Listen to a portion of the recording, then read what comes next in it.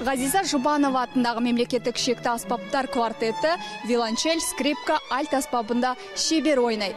Төрттіктің құрылғанына 2018-де 30 жыл толады. Киелі сахнаның қыр-сырын жетік меңгерген музыканттар ел ордалық өнер-сүйер қауымға ерекше кеш сыйлады. Квартет деген өзіңіз білесіз, ол камералық музыкада өте күрделі жанр. Квартет элитарлық жанр. Әр адамның ауысуы квартетке өте ауыр тиеді. Мен ойлаймын, осы соңғы ұжым, осы әріптестерімізбен бірге әлі көптеген жылдар бірге жұмыс жасармыз деп ойлаймын. Бекзат Сайлаубайұлы альт аспабының шебері. Ол 2 жылдан бері квартет құрамында өнер көрсетіп келеді. Музыканттың ең алғашқы еңбек жолы осы ұжымнан басталды.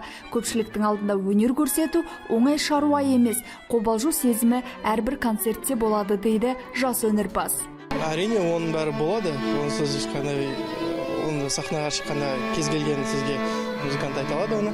Бірақ менің ойымша, мені үш жағына отырған әріптестерім өздері қолдау көрсетіп, бар өзіміздің дайындаған әуендерімізді тыңдаушының құлағына жеткізуге тырысамыз. Квартеттің концерттік бағдарламасы ерекше. Тыңдармандар үшін 3 дәуірдің танымал туындылары таңдалыпты. Олар Моцарт, Самуэль Барбер, Ғазиза Жұбанова. Бастысы талантты төрттіктің мақсаты айқын. Қазақ өнерін төрткүл дүниеге таныту музыканттардың ең негізгі міндеті.